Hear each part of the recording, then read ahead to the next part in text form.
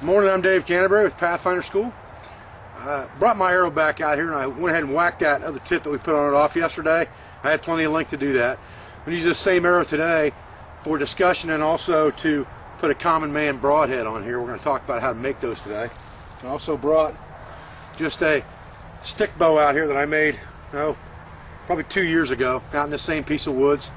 Took me about, I don't know, an hour and a half to manufacture it, and it's lasted all this time, and it's still got about 53 pound draw after all this time. Very little string follow. It does have some, and it's off tiller a bit, but we'll talk about this bow in a little bit as well. First thing I wanted to do today, I went ahead and set up a little bit of a reflective tarp here just to keep the sun off of us today and out of the camera light. I also set up a whiteboard here because there's a couple concepts in archery that you need to understand when you're making your own equipment. And one of them is called the archer's paradox. And when it comes to arrows like this that you're making for yourself, it's a very important concept to understand. So let's talk about that for just a minute on the whiteboard, and then we'll go back to discussing how to make common man broadheads. Okay, what we're going to talk about is you'll have to excuse my writing, the archer's paradox. Now, in the simplest terms, what that's referring to is the way the arrow flexes this way, or not at all, coming off of the bow, depending on whether you're right-handed or left-handed.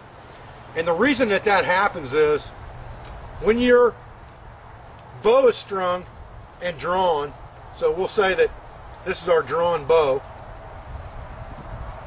and our arrow's in it, there's more energy buildup here than there is at the front of the arrow.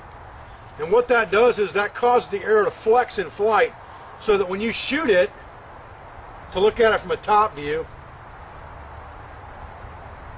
that's your bow, and here is your arrow rest. When you shoot that, what happens is the energy buildup back here causes that arrow to flex, because most bows are set up non-center shot.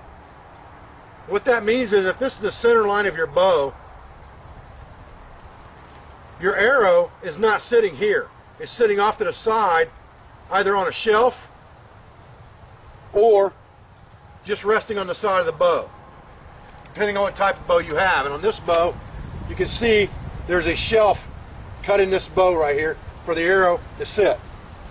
Most bows are set up like that, unless you've just made a round self bow and you're resting your arrow on your knuckle and shooting offhand. But at any rate, they will not be in the center of the bow. So because they're not in the center of the bow, the arrow, when it comes off the bow, has to flex to go around that bow, because your string is in the center of your bow. So when you shoot that arrow and build the energy up in the back, it has to flex to go around the bow, and then it has to reflex to straighten out onto its path. And that is called the archer's paradox. Now, the reason that's important is because arrows are generally built or set up by what's called spine weight.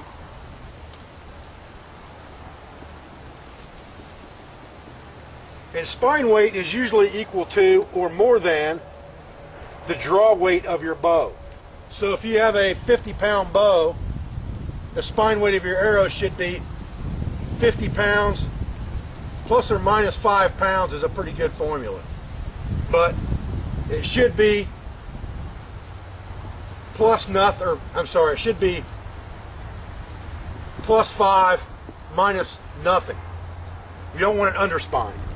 What happens is when your arrow bends this way, if it's underspined, in other words, the spine weight of your arrow here is too weak, it won't have time to reflex and straighten out before it gets to the target, and you will always shoot to the right. Now, if you're overspined, what generally happens is you will shoot to the left. But the dramatic amount that you'll shoot to the left will not be the same as shooting to the right with an unspined arrow. Because if your arrow doesn't flex enough, then it's going to fly fairly straight in the direction and point of aim. The problem is, because your arrow is actually sitting on a shelf and not in the center of your bow, it's going to travel at an angle. And the further you travel, the wider the angle. So the further you are away from our target, the farther off to the left you're going to be. We've talked about that in a couple other videos as well. So generally speaking, you want your spine weight to be equal to your bow weight in draw. Now, that's the technical explanation. Let's get back to common man theory, okay? Okay, so to answer one more quick question before we go into the simple version of this. Someone asked me why you couldn't use wooden arrows or dowel rods with a compound bow. The reason that compound bows travel at 300 feet per second plus is because they're compound bows. They work on a mechanical pulley system which accentuates the bow's draw weight. A normal self bow is about 115 feet per second, plus or minus. A good recurve bow, you're probably getting 125 to maybe 140, somewhere in that neighborhood, or a real good reflex deflex longbow. So there's a drastic difference in the speed of your arrow, which is why you can shoot arrows with a compound bow 45 and 50 yards accurately without much of an adjustment, a few inches up or down. You're not going to get that with a longbow or a recurve bow. Most hunting shots that are taken with longbows are at 10 to 12 yards, generally. 10 to 12 yards. 15 is an outside shot. Anything over 15 I'm very hesitant to shoot with a longbow. Recurves, you can get away with 20 pretty easy. The arrow's a little bit faster, you can get away with that. You don't get as much drop on the arrow. But because you get that increased speed out of a recurve bow, the wood also has an increased flex. And that is what causes the problem with a compound bow and wooden arrows. When you're talking about wood and you're talking about arrows, you have to pay attention to grain somewhat, just like you do when you're making a bow. And if you have a wooden dowel rod and the grain runs straight, then you have a good hunting shaft. And most of your hunting shafts you have to buy that cost $4 and $5 a shaft are made like this. And they're chosen from hundreds of shafts. The shafts that you find as dowel rods may look more like this. And the grain may be everywhere. You may have grains that run off on the side all over the place. Those are break points, okay? And that's what you have to worry about by shooting these type of arrows out of a compound bow, because if you snap that arrow in half, you're going to drive the back half of it right through your forearm.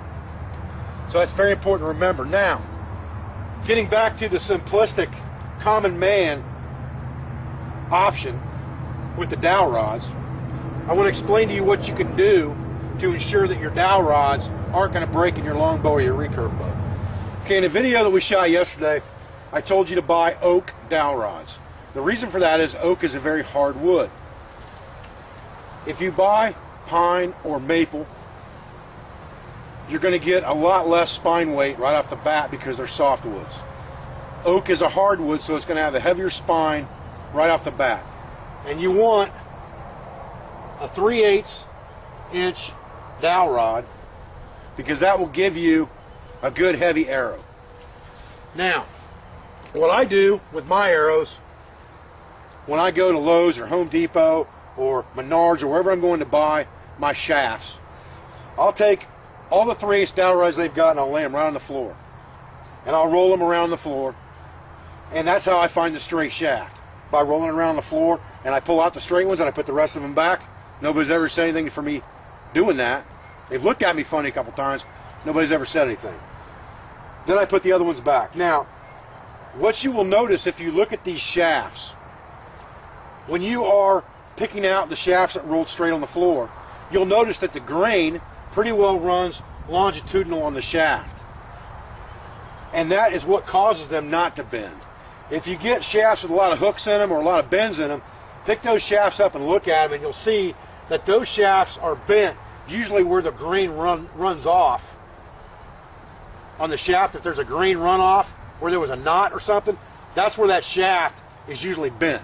You can correct that easy enough by heating that up and straightening the shaft, but why would you want to do that when you could get a good straight grain shaft just by laying it on the floor and rolling it around to make sure on that flat surface it rolls evenly and it's not warped or bent in any way. That's the way I pick my shafts. And I always use oak.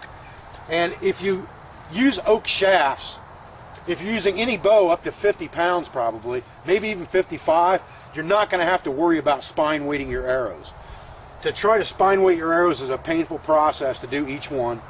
You can set machines up to do that in your house, simple machines, but it's a pain. And if you do it this way and you use oak, you won't have to worry about it. You'll be a little bit over spined or right at the right spine for anything up to a 50-pound bow. You're not going to want to shoot anything less than 40 pounds for a hunting bow anyway. So anything between 40 and 50, 55 is going to be okay with a good straight grained oak shaft. You won't be underspined to where you've got issues hitting the target. And if you're shooting instinctively anyway, you're going to get used to where your arrows are hitting, and you're going to know. And what you want to do is, when you build your arrows for your bow, you want to build a dozen arrows. Then you want to go out and shoot those arrows with field points or whatever you're going to use on them, and find the 3 that shoot the absolute best. And those are the ones you want to use for hunting, because you know that they're the most accurate. They hit in the same place all the time. They've got the perfect spine weight and flex. And you can do all of that and have less than 25 bucks in a set of arrows and pick 3 good hunting arrows that you're going to use to hunt with. And that's what I would recommend that you do. Now, someone asked me yesterday, and again today, I believe, since I've been out here, I saw an email on my phone about just taking and sharpening the tip and heat treating it in a fire to harden it, and can I use that for an arrow? You can.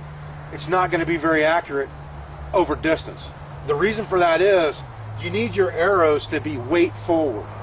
Your arrow needs to be heavier on the front end than it is on the back end. And because you're using duct tape or feathers or any kind of fletching that you use, is going to weigh the back end of that arrow down compared to the front, where all you have is nothing but bare wood.